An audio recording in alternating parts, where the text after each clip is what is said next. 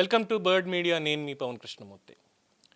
ఉప ముఖ్యమంత్రి పవన్ కళ్యాణ్ గారు తెలంగాణలో హన్మకొండలో హనుమాన్ నగర్లో ఉన్నటువంటి ఆయన అభిమాన్ని కలవడానికి వెళ్ళారు. అందరికీ తెలిసింది. అది ఎంత ఎమోషనల్గా ఉంది అంటే, ఆయన మాట్లాడేదానికి ఆ బాబు అంటే ఓజీ సినిమాకి సంబంధించి ఆయన ప్రామిస్ చేశారు, నీకు ఐప్యాడ్ పంపిస్తాను, మొత్తం నా సినిమాలన్నీ కూడా వేసి ఓజీ సినిమా కూడా నేను మా ప్రొడ్యూసర్లతో మాట్లాడి నేను పెట్టి పంపిస్తాను అని చెప్పి, అక్కడ పెట్టొచ్చా, అలా పెట్టి పంపించొచ్చా అని ఆయన సరదాగా అడుగుతుంటే, సార్ నా దగ్గర యాప్ ఉంది, నేను ఆ యాప్ని ఇన్స్టాల్ చేసుకొని నేను దాంట్లో ఓజీ సినిమా చూస్తానంటే అక్కడ పగలబడి నవ్వారు. అంటే వెంటనే, అంటే మంచం మీద ఉన్నాడు, అనారోగ్యంతో ఉన్నాడు, ఎక్కువగా ఏం ఆలోచించలేడు అని అనుకున్నారో ఏంటో తెలియదు పాపం.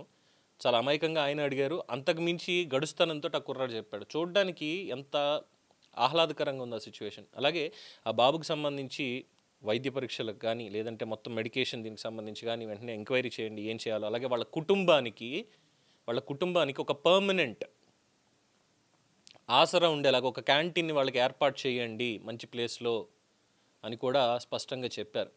నేను ఉంటాను అండగా ఖచ్చితంగా.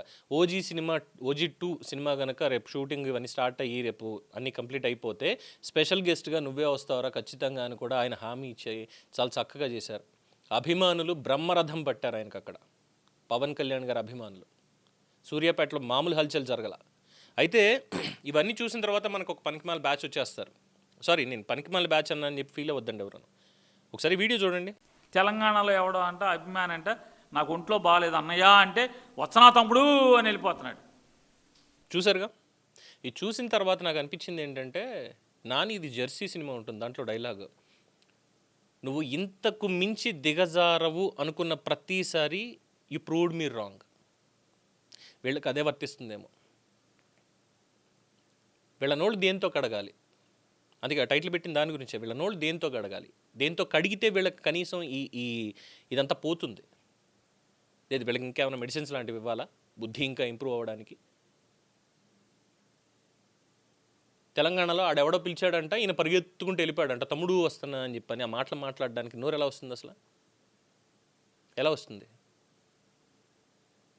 మనం ఇలాంటి పరామర్శలకు అట్లకి మనం వెళ్ళం కదా. మనం వెళ్ళాలంటే పబ్లిసిటీ స్టంట్లు ఇవన్నీ కావాలి కదా. జగనన్నకి జాకీలు వేసి మొయ్యాలి కదా. అందుకని అందులో మానవత్వం అనేది కనిపించదు, ప్రేమ ఆప్యాయత అనేవి దాంట్లో కనిపించవు. మనంతా దిక్కుమాలిన శవరాజకీయం కదా. ఆ శవరాజకీయం చేసి చేసి చేసి ఆ నాయకుడిని చూసి చూసి వీళ్ళకు కూడా అదే పట్టేసుకుందేమో. పవన్ కళ్యాణ్ పేరు లేకపోతే వీళ్ళకి ముద్ద దిగట్లేదు, ఇంకా మాట్లాడితే ఊపిరి ఆడట్లేదు, వాళ్ళకి ఆక్సిజన్ అయిపోయి కూర్చున్నాడు ఈయన. పవన్ కళ్యాణ్ అనే వ్యక్తి వైసీపీ నేతలందరికీ కూడా ఆక్సిజన్ అయిపోయి కూర్చున్నాడు. ఆయన లేకపోతే వీళ్ళకి అసలు ఊపిరి ఆడట్లేదు. మన జగన్మోహన్ రెడ్డి గారు అన్నారు సరే, మావిగన్ అంటే చంద్రబాబు నాయుడికి బీపీ ఎక్కడ పెరిగిపోతుందో ఉంటాడో పోతాడో అని. అలాగా పవన్ కళ్యాణ్ పేరు రాకపోతే వైసీపీ నేతలందరికీ కూడా ఎప్పుడు టపా కట్టేసేవాళ్ళేమో. అలాగే అనిపిస్తుంది వీళ్ళు మాట్లాడాలంటే. ఏమనాలి ఇంకా? రాజకీయ విమర్శ చేయాలంటే దేంట్లోనే చేసి తగలడచ్చు ఏదో ఒకటి. ఆయన అవినీతి చేశాడు, అదిగో దాంట్లో ఇంత బొక్కేస్తున్నాడు, ఈ శాఖల్లో ఇంత అవినీతి జరిగిపోతుంది, అంతా కూడా పవన్ కళ్యాణ్కి వెళ్ళిపోతుంది, ఇలాంటివి ఏమైనా దిక్కుమాలిన ఆరోపణలు ఏమైనా చేసి వస్తే కనీసం దాన్ని కౌంటర్లను ఇచ్చుకుంటారు వాళ్ళు. ఏదో సాక్ష్యాలు బయట పెట్టుకోవడాలు ఏదో చేసుకుంటారు. ఒక అభిమానిని ప్రేమపూర్వకంగా వెళ్ళి కలవడానికి, దట్టు అతనేమీ సాధారణంగా పేర్నాని గారికి ఏమి కాళ్ళు చేతులు చాలా చక్కగానే ఆడుతున్నాయిగా, ఎటువంటి వైకల్యం అనేది లేకుండా, మంచం మీద పడిపోయి బ్యాగులు క్యారీగా కట్టి కింద ఏం పెట్టలేదు కదా, ఆ స్థితిలో లేరు కదా. అలాంటి ఆయన్ని చూడడానికి నేను ఆయన కలవాలి అని చెప్పి ఎవరు అనరు. ఆ అబ్బాయి పాపం ఒక అరుదైనటువంటి వ్యాధితో బాధపడుతున్నాడు. ఆ అబ్బాయికి మంచి జరగాలి. అది కూడా చాలాసార్లు చెప్పాడు, నేను పవన్ కళ్యాణ్ గారిని కలవాలని చివరి కోరిక అని మాట్లాడిన దానికి చలించిపోయి అక్కడికి వెళ్ళి చెప్పారు, ఏంటి చివరి కోరిక ఏంటి నాన్న, ఇది తప్ప మాట అనకు, నేను మళ్ళీ నేను కలుస్తాను అనేటువంటి ఒక భరోసా ఇచ్చారు. దానికి వీలైతే అభినందించాలి. మనకి ఎలాగో అంత బుద్ధి జ్ఞానం లేవు, అభినందించేంత ఆ సంస్కారం ఇది మనకి లేదు. కానీ ఎక్కడ ఉంటుందో తెలుసా, ఎప్పుడైతే మనం దొంగ బియ్యం కేసులు ఏవైతే ఉన్నాయో, బియ్యాన్ని అక్రమంగా దాచిపెట్టినటువంటి కేసులు, రేషన్ బియ్యం, ఆ కేసుల్లో ఎప్పుడైతే అరెస్ట్ అవ్వాలి చట్ట ప్రకారం అన్న దగ్గర, అప్పుడు మనకు మానవత్వం బయటకు వచ్చేస్తుంది. ఏంటంటే చంద్రబాబు నాయుడు ఆయన చాలా గొప్పోడండి, ఎందుకంటే కొల్లు రవీంద్రని తిట్టాడు, నీకేమన్నా ఉంటే ఆ పేరు నానిగాడినో లేదంటే ఆ పేరుకి ఆడి కొడుకు కృష్ణమూర్తిని ఇద్దరిని తీసుకెళ్ళి లోపలేసుకో, ఆ ఇంట్లో ఆడవాళ్ళ జోడికి వెళ్ళడం ఏంటి అన్నారు సార్. ఆయనకి నిజంగా హ్యాట్స్ ఆఫ్ అండి అని చెప్పి అప్పుడు వచ్చేస్తుంది మనకంటే మనకు నొప్పింది కదా అప్పుడు ఏమైపోతుందో ఇంట్లోని. అలాంటి సమయాల్లో వస్తుంది. కానీ ఇలాంటి సమయాల్లో మాత్రం అరే పవన్ కళ్యాణ్ మన రాజకీయంగా ఎన్నైనా విమర్శించవచ్చురా, కానీ ఆయన చూడు చక్కగా ఆ అభిమాని కోరిక ఎలా తీర్చాడో వెళ్ళి. ఆ అబ్బాయి అక్కడి నుంచి లేవలేడు, రాలేడు చూడడానికి, అయినా సరే ఈయన వెళ్ళాడురా. ఒక మాట ఎందుకు రాదు అక్కడ? అది చెప్పాం కదా ఇందాక, శవ రాజకీయాలు చేస్తూ వీళ్ళకి రోజు శవం కనిపించాలి, లేదంటే ఏదో ఒకటి అన్యాయం జరిగిపోయింది, అక్రమం జరిగిపోయింది అనేటువంటి ఒక ఇది రావాలి, కుట్రలు చేయాలి, కూటమి ప్రభుత్వాన్ని కోల్చడానికి ఏదో ఒకటి మాట్లాడాలి. అందుకని చెప్పి ఇలాంటి దిక్కుమాలన్నీ తీసుకొస్తారు. అందుకే ఇలాంటి మాటలన్నీ వస్తాయి.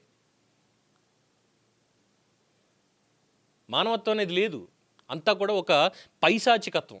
ఆ పైశాచికత్వం అణువణువున నరాన్న ప్రతి రక్తబొట్లో ఇంకిపోయి పవన్ కళ్యాణ్ మీద పడి ఏడవడం తప్పితే ఏం లేదు వీళ్ళకి.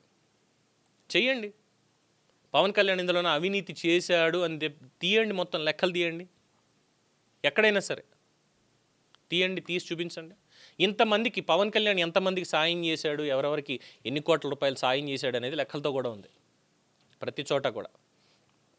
జగన్మోహన్ రెడ్డి పిల్లికి బెచ్చం పెట్టాడని చూపించండి, ఆయన సొంత సొమ్ములోంచి పిల్లికి బెచ్చం పెట్టాడని చూపించండి. వైసీపీ నేతల పేరు నాన్నగారు కావచ్చు, ఇంకొకరు కావచ్చు. రాదు, అలాంటి వాటిల్లోకి రాదు. పవన్ కళ్యాణ్ మీద మాత్రం పడి ఏడవాలంతే. అందుకు కాదా పళ్ళు రాలగొట్టి ఇంట్లో కూర్చోబెట్టారు ప్రజలు 11కి, అందుకు కాదా? అయినా సరే ఇంకా ఇలాగే మాట్లాడుతూ ఉంటారు. సో జన సైనికులు వాళ్ళు కూడా స్పందిస్తున్నారు, దీనికి సంబంధించి మాట్లాడుతున్నారు.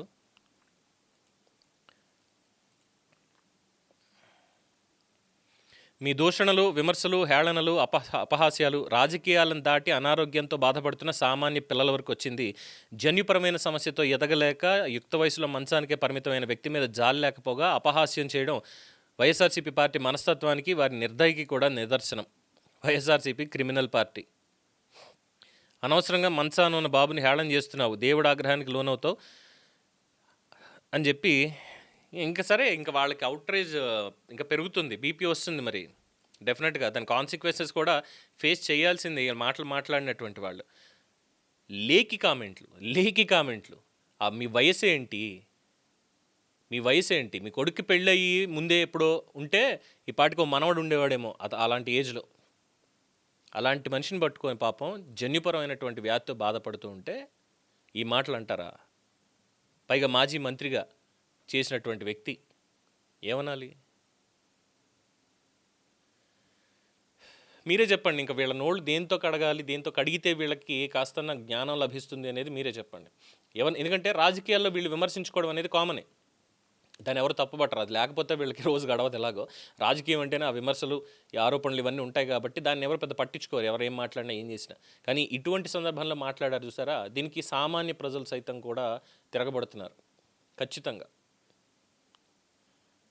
దీని మీద మీ అభిప్రాయం తెలియచేయండి. చూస్తూనే ఉండండి ది బర్డ్ మీడియా. ఈ వీడియో మీకు నచ్చినట్లయితే లైక్ చేయండి, షేర్ చేయండి, సబ్స్క్రైబ్ చేయండి. మరిన్ని అప్డేట్ల కోసం మా వాట్సాప్ ఛానల్ను ఫాలో చేయండి.